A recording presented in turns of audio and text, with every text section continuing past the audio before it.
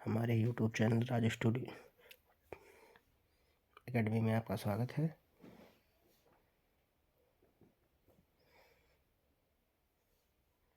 लोग शेयर करते रहें ताकि ज़्यादा से ज़्यादा लोग जुड़ सके।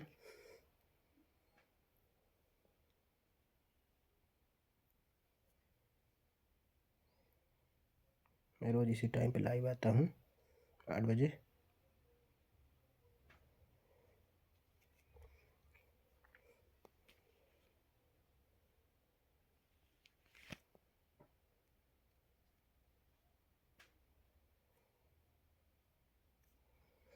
चलिए शुरुआत करते हैं। पहला प्रश्न है, हिंदू पौराणिक कथाओं में कौन मृत्यु के देवता हैं? हिंदू पौराणिक कथाओं के अनुसार मृत्यु के देवता कौन हैं? इंद्र, बी सरस्वती, सी यम, डी ब्रह्मा। तो हिंदू पौराणिक कथाओं के अनुसार मृत्यु के देवता कौन हैं?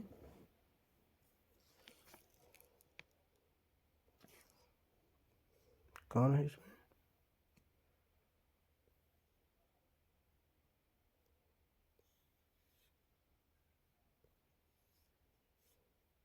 कौन है? C number. पेन नहीं सेलेक्ट हो पा रहा।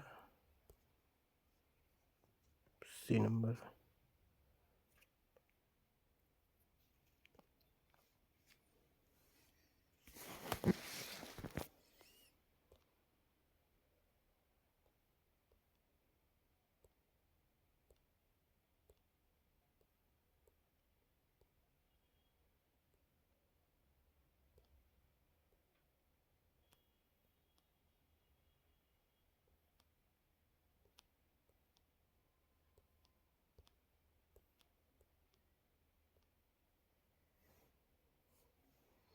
सी नंबर है। कौन है?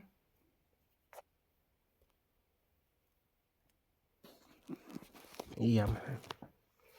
तो हिंदू पौराणिक कथाओं के अनुसार मृत्यु के देवता कौन हुए? यम हुए।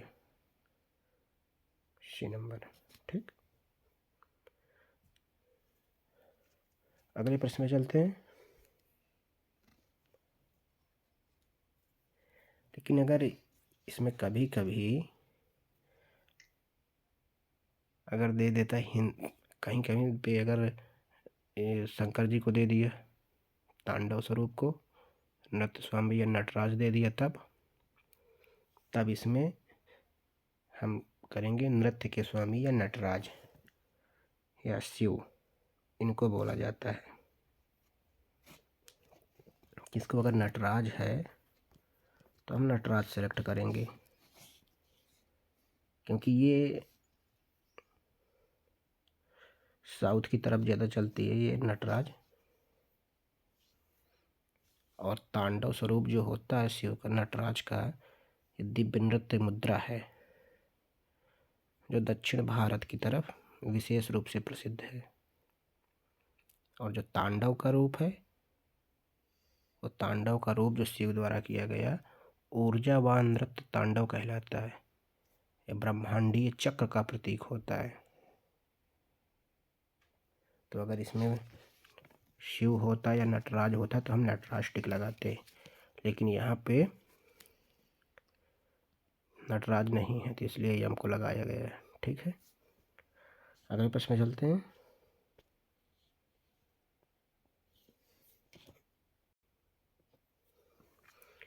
कौन सा भारतीय धार्मिक त्यौहार प्रत्येक 12 वर्ष में एक बार मनाया जाता है? कौन सा भारतीय धार्मिक त्यौहार प्रत्येक 12 वर्ष में एक बार मनाया जाता है? कौन सा है? ए पैगोडा मेला, बी गणेश चतुर्थी, सी कुरुक्षेत्र, डी कुंभ मेला। तो इसमें कौन सा है? प्रत्येक 12 वर्ष में क्या मनाया जाता है? Kumbh Mela, D number. ये भारतीय धार्मिक त्यौहार जो ये कुंभ मेला है, ये 12 वर्ष में मनाया जाता है। जो मुख्य रूप से कुंभ मेला या महाकुंभ है,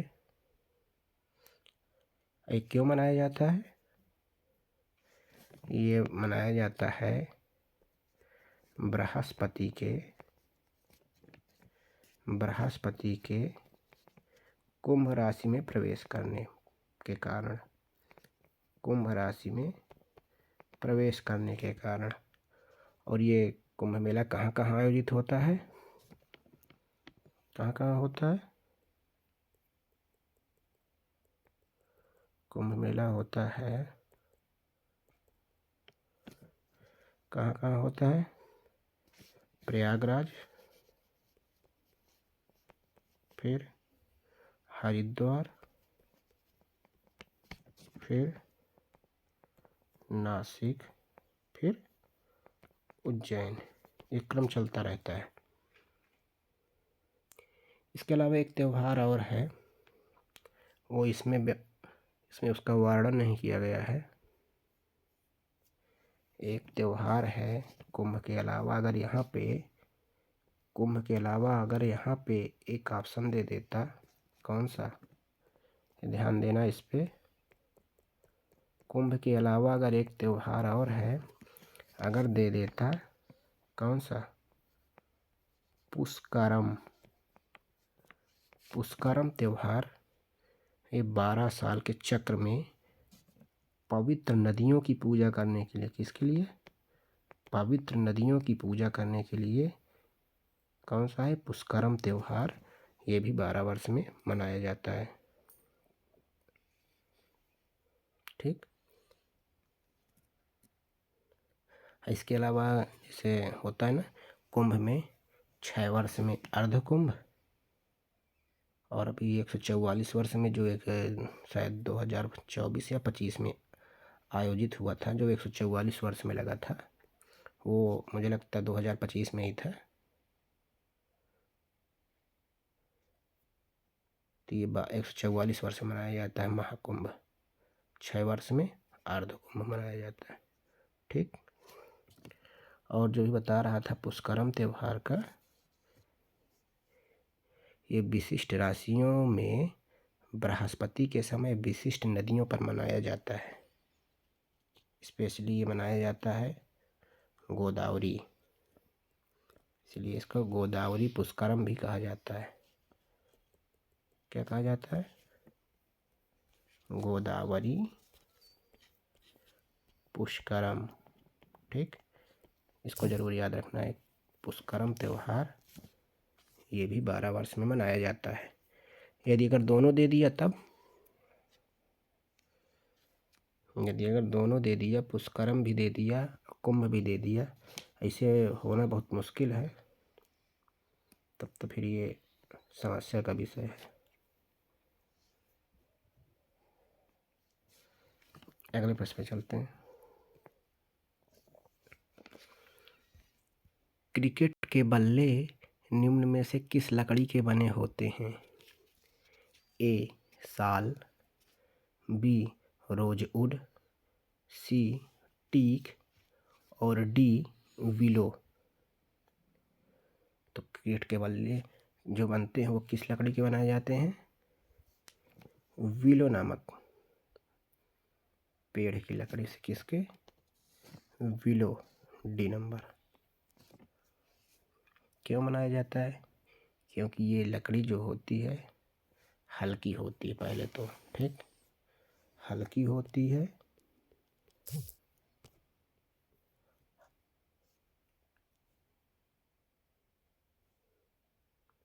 हल्की के साथ साथ लचीली होती है, और लचीली के साथ मजबूत भी होती है, इसलिए विलो लकड़ी का उपयोग किया जाता है। लेकिन अगर कश्मीरी विलो वो थोड़ा भारी होती है और सस्ती भी होती है।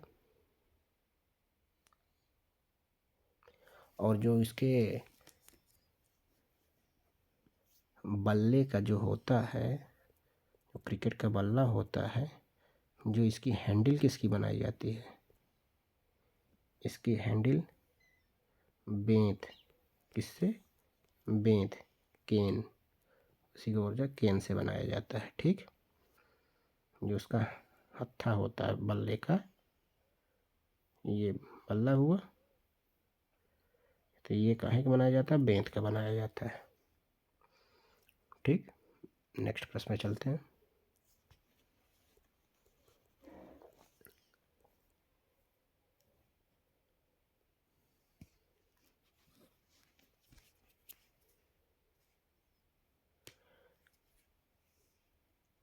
दलाल स्ट्रीट कहाँ स्थित है? क्वेश्चन क्या है? दलाल स्ट्रीट कहाँ स्थित है? ए लंदन, बी पेरिस, सी मुंबई और डी है नई दिल्ली। दलाल स्ट्रीट कहाँ स्थित है? ये स्थित है मुंबई, सी में। दलाल स्ट्रीट का, इसको खाली कर लेते हैं तो बताते हैं। कहाँ स्थित है? मुंबई में, सी नंबर। दलाल स्ट्रीट ये मुंबई शहर के एक फोर्ट इलाका पड़ता है। कौन सा है? फोर्ट इलाका है। ये होता है ना बॉम्बे स्टॉक एक्सचेंज। कौन सा? Bombay stock exchange. इसी को क्या बोलते हैं? BSE का घर है। ठीक,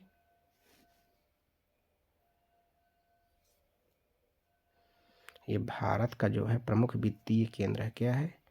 भारत का प्रमुख वित्तीय केंद्र है ये, वित्तीय केंद्र।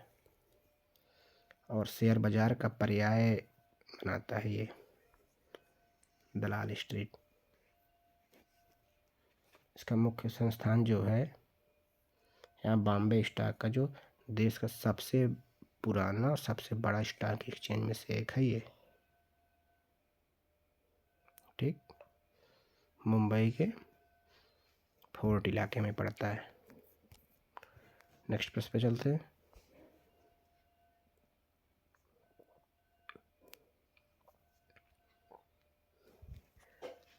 सार्क संघ है, सार्क संघ है यूरोपीय देशों का, तेल निर्यात देशों का, दक्षिण एशियाई देशों का और डी है दक्षिण अमेरिका देशों का। बताइए सार्क किसका संघ है?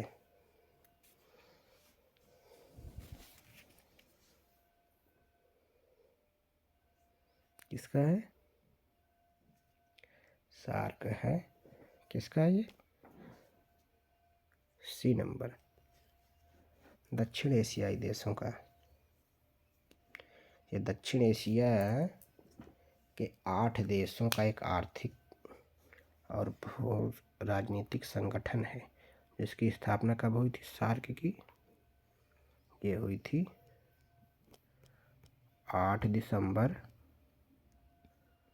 1985 को। कब हुई थी? 8 दिसंबर 1985 को। इसका उद्देश्य क्या था? सदस्य देशों के बीच, जो इसके सदस्य हैं, सदस्य देशों के बीच सहयोग बढ़ाकर सामाजिक आर्थिक प्रगति को बढ़ावा देना। इसका मुख्यालय कहाँ है सार्क का? सबसे बड़ी बात यह है मुख्यालय कहाँ है इसका? मुख्यालय इसका कहाँ है? नेपाल, काठमांडू में। कहाँ पे? काठमांडू में है। ठीक, सार्क का मुख्यालय कहाँ है? काठमांडू में है। अच्छा, सार्क में सदस्य देश कौन कौन से हैं बताइए? सार्क में कौन कौन से सदस्य देश हैं? नंबर 1 पे है बांग्लादेश, फिर भूटान, फिर भारत, फिर मालदीव, फिर नेपाल। नेपाल में इसका मुख्यालय भी है। हमारा ये पड़ोसी देश है, पाकिस्तान भी है। श्रीलंका इसका संस्थापक था। श्रीलंका इसका संस्थापक था, लेकिन मुख्यालय कहाँ है? इसमें अफ़गानिस्तान भी है। और अफ़गानिस्तान कब शामिल हुआ था? 2007 में अफ़गानिस्तान शामिल हुआ। ठीक है, तो इस पे एक बार फिर से चर्चा करते हैं। सार्क क्या है? दक्षिण एशियाई क्षेत्रीय सहयोग संगठन है ये सार्क। और इसका उद्देश्य क्या था? जो इसके संगठन सदस्य हैं 8 देशों को एक आर्थिक भू राजनीतिक संगठन है, जिसकी स्थापना कब हुई थी? 8 दिसंबर 1985 को इसकी स्थापना होती है। और इसका मुख्यालय कहाँ है? काठमांडू नेपाल में है। सदस्य देश कौन कौन से हैं? बांग्लादेश है, भूटान है और भारत है, फिर मालदीव है, नेपाल, पाकिस्तान, श्रीलंका इसका संस्थापक है, श्रीलंका भी है, अफ़गानिस्तान। अफ़गानिस्तान 2007 में ये शामिल हुआ है।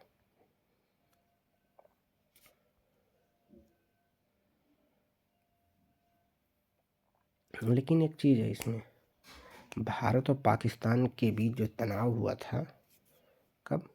2014 के बाद से कहते इसमें कोई बैठक नहीं हुई, कोई सम्मेलन नहीं हुआ, और ये कुछ हद तक ये निष्क्रिय हो गया। इसकी वजह से कुछ हद तक निष्क्रिय हो गया है। और एक ये संगठन जब था तो ये संगठन जो है दुनिया की 21% जनसंख्या का प्रतिनिधित्व करता था। कितना? 21%। 21% बहुत होता है। ठीक, 21% ये बहुत होता है। इसका मुख्यालय कहाँ है? काठमांडू नेपाल में है। सदस्य देश कितने हैं? 8 सदस्य देश हैं। बांग्लादेश, भूटान, भारत, मालदीव, नेपाल, पाकिस्तान, श्रीलंका, अफ़गानिस्तान। स्थापना कब होती है? 8 दिसंबर 1985 को इसकी स्थापना होती है। उद्देश्य क्या है? दक्षिण एशिया के लोगों का कल्याण, सामूहिक आत्मनिर्भरता को बढ़ाना, आपसी विश्वास और सहयोग। इसकी बैठक कब से नहीं हुई? 2014 के बीच जो है भारत पाकिस्तान के बीच जो तनाव हुआ था, उसके बाद से कोई उच्च स्तरीय शिखर सम्मेलन इसका नहीं हुआ, जिससे कुछ हद तक ये निष्क्रिय हो गया है। अगले प्रश्न में चलते हैं। भारत की पहली फीचर फिल्म टॉकी थी? ए. हातिम ताई, बी. आलामारा, सी. पुंडलिक और डी. राजा हरिश्चंद्र। बताइए, भारत की पहली फीचर फिल्म टाकिया, इसको बोलते थे, जो बोलती फिल्म बोला जाता था। टॉकी मतलब बोलती हुई। कौन सी थी? ये आलामारा थी। कब बनी थी? 1931 में बनी थी। किसने इसको निर्देशित किया था? बताइए। इसका डायरेक्टर जो थे, ये थे आदेशिर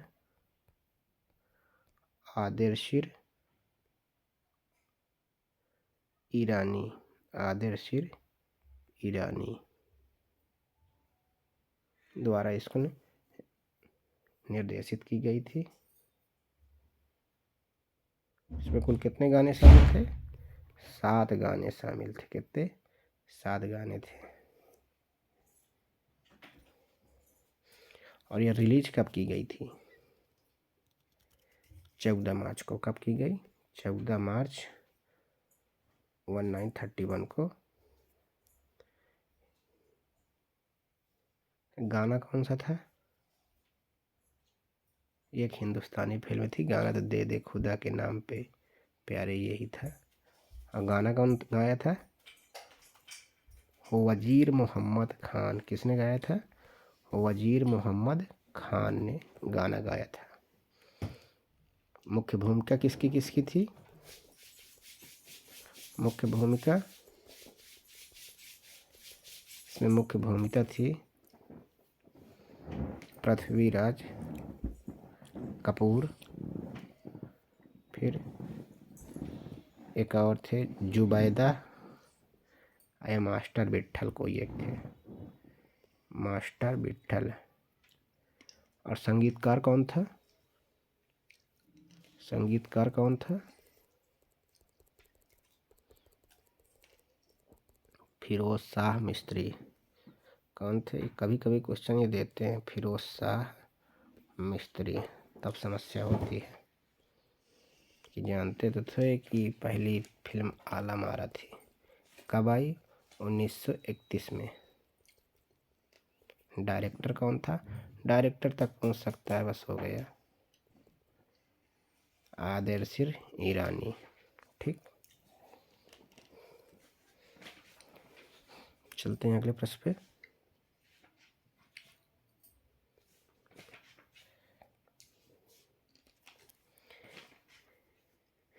विश्व आर्थिक मंच के संस्थापक कौन हैं? A Klaus Schwab, B John Kenneth Galbraith, C Robert Zoellick, और डी है पॉल क्रुगमैन। बताइए, विश्व आर्थिक मंच के संस्थापक कौन हैं? Klaus Schwab, John Kenneth Galbraith, D Robert Zoellick, और डी है पॉल क्रुगमैन।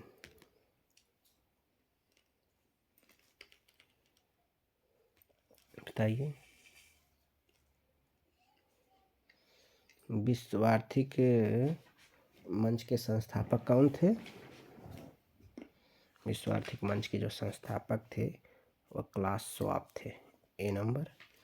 ये कहाँ के थे? एक चीज और था कि ये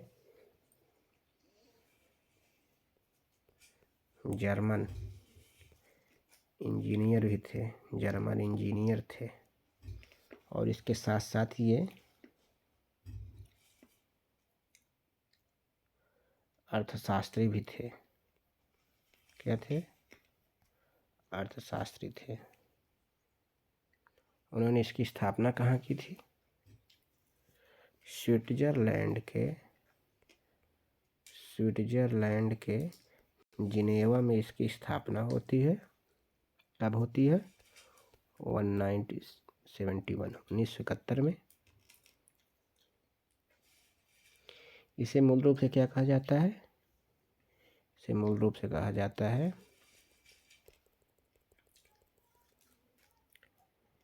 यूरोपीय, क्या कहा जाता है? यूरोपीय मैनेजमेंट फोरम। क्या कहा जाता है? यूरोपीय मैनेजमेंट फोरम। इसका संस्थापक कौन है? क्लास श्वाब है। कब स्थापना हुई? 1971 में इसकी स्थापना होती है। इसका मुख्यालय कहाँ है?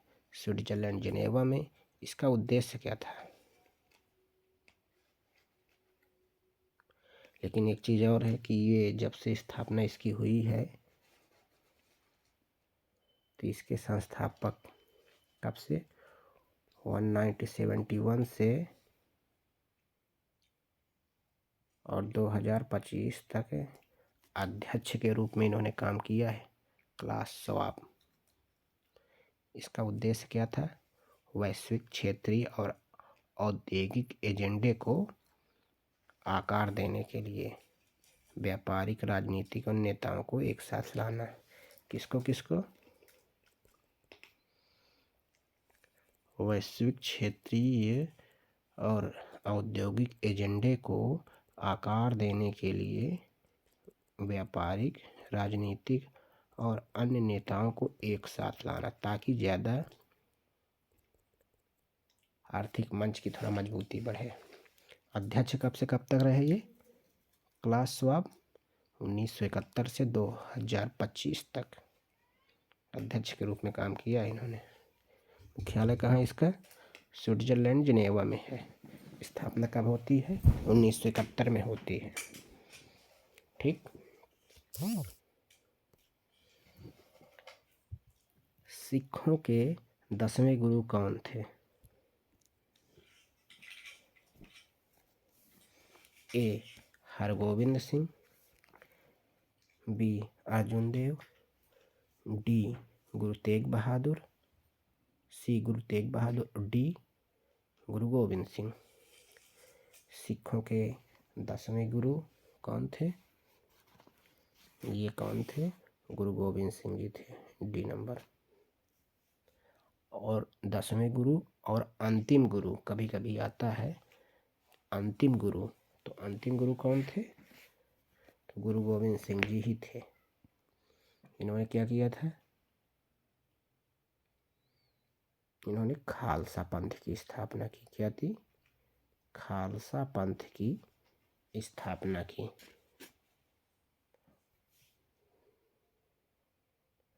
एक चीज और कर दिया था इन्होंने गुरु ग्रंथ साहिब को शाश्वत गुरु बना दिया। इसका मतलब क्या होता है? इन्होंने शाश्वत गुरु ग्रंथ साहिब को एक शाश्वत गुरु बना दिया, तो इसका मतलब क्या हुआ? इनका मतलब ये हुआ कि गुरु परंपरा का अंत किया है। गुरु परंपरा को इन्होंने खत्म किया और गुरु ग्रंथ साहिब को ही गुरु मानने लगे। ठीक, समझ में आया? इन्होंने क्या काम किया था? एक तो अंतिम गुरु थे, खालसा पंथ की स्थापना की, 10वें गुरु और अंतिम गुरु गुरु गोविंद सिंह जी थे। और इनके सिख धर्म के जो संस्थापक थे वो कौन थे? गुरु नानक जी थे। तो गुरु गोविंद सिंह 10वें गुरु थे, खालसा पंथ की स्थापना की और इन्होंने गुरु परंपरा का अंत किया और गुरु ग्रंथ साहिब को ही गुरु माना। अच्छा, इनका जन्म कहाँ हुआ था? पटना में, बिहार। इनके पिता क्या थे? कौन थे? गुरु तेग बहादुर थे। और गुरु तेग बहादुर कौन से गुरु थे? 9वें गुरु थे। और इन्होंने एक काम और किया था, पंचककार। पंचककार में कौन था? केस, कंगा, कड़ा, कच्छ और कृपाण की अवधारणा प्रस्तुत की थी। अब एक काम और किया,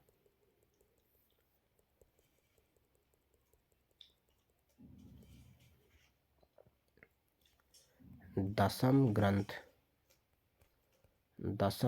का लेखन किया।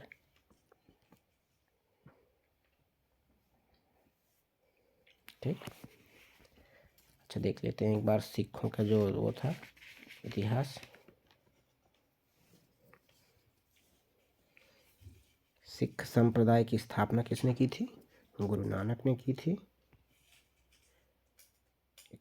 अगर ये देखा जाए समकालीन किसके लोग थे? गुरु नानक किसके समकालीन थे? तो बाबर और हुमायूं के समकालीन थे। अच्छा, ये अगर क्वेश्चन एक आता है, गुरु का लंगर किसने प्रारंभ किया था? किसने किया था? गुरु नानक देव ने किया था। किसने किया था? गुरु नानक देव ने किया था। और गुरु नानक की मृत्यु कहाँ हुई थी? गुरु नानक की मृत्यु कहाँ हुई थी? करतारपुर में। कहाँ हुई थी? करतारपुर में इनकी मृत्यु हो जाती है।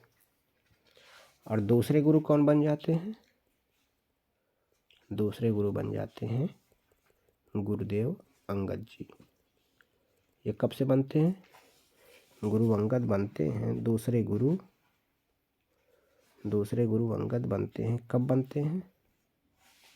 ये बनते हैं 1539 से 1552 ईस्वी तक रहते हैं दूसरे गुरु। उनके बचपन का नाम आता है, कभी कभी लहना नाम से आ जाता है, लहना नाम से। इन्होंने क्या किया था? गुरुदेव अंगद ने क्या किया था? जो लंगर व्यवस्था थी, शुरुआत किसने किया? गुरु नानक ने तो इसकी शुरुआत की, लंगर की।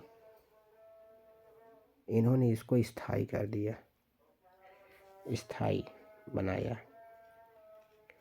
और एक काम और था इनका, कौन सा? गुरुमुखी लिपि। कौन सा? गुरुमुखी लिपि। गुरुमुखी लिपि गुरुदेव अंगद ने प्रारंभ की थी। जब इनका काम यहाँ से खत्म हो जाता है, फिर इसके बाद एक गुरु आते हैं, तीसरे गुरु आते हैं अमरदास जी। अमरदास जी ने क्या किया? एक इन्होंने सिखों में एक अलग से विवाह की पद्धति लाई। कौन सी पद्धति थी वो? लवन पद्धति उसको कहते हैं। लवन को प्रचलित किया। हिंदुओं से अलग विवाह की पद्धति होती लवन।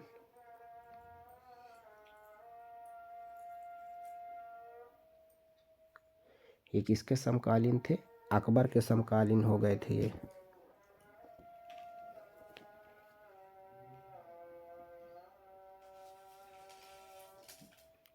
और देखा जाए तो अमरदास जी ने और कौन सी स्थापना की थी? थोड़ा जगह इसमें कम पड़ जाती है।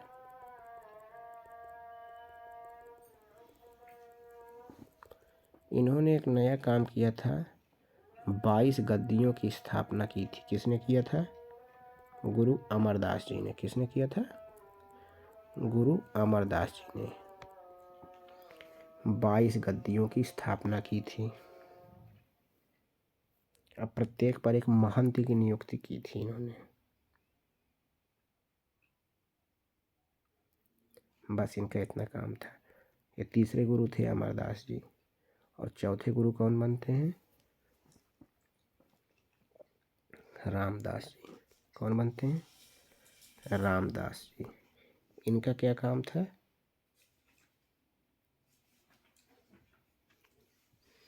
इन्होंने एक, वहाँ पे देखेंगे अमृतसर जो बना है, अमृतसर में अमृतसर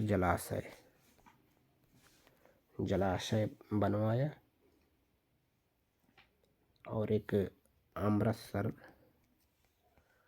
अमृतसर नगर की स्थापना की।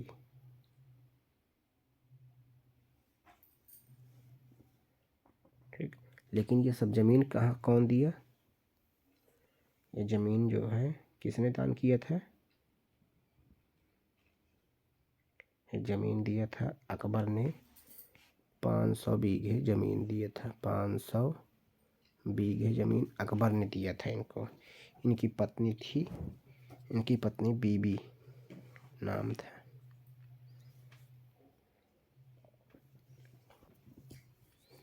अमृतसर में। ठीक। और फिर इन्होंने, गुरु रामदास जी ने क्या किया? इन्होंने अपने तीसरे, जो इनके पुत्र थे, कौन? अर्जुन को गुरु का पद सौंपा। किसको? अर्जुन को। जब पिता की सीट अगर पुत्र पा रहा, तो इन्होंने क्या किया? इन्होंने जो गुरु पद था इसको क्या कर दिया? पैतृक कर दिया।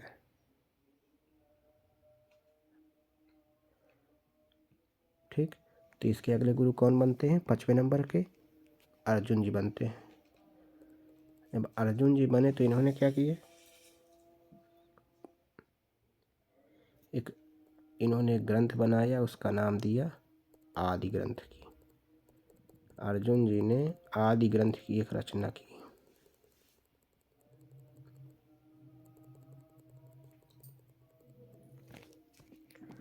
आदि ग्रंथ की रचना की।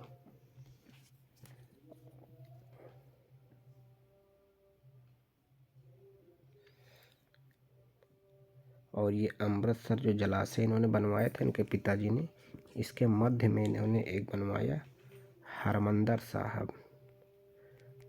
हरमंदर साहब का निर्माण कराया था। किसने कराया था? गुरुदेव जो अर्जुन जी बने। लेकिन जो एक खुसरू थे, राजकुमार खुसरू,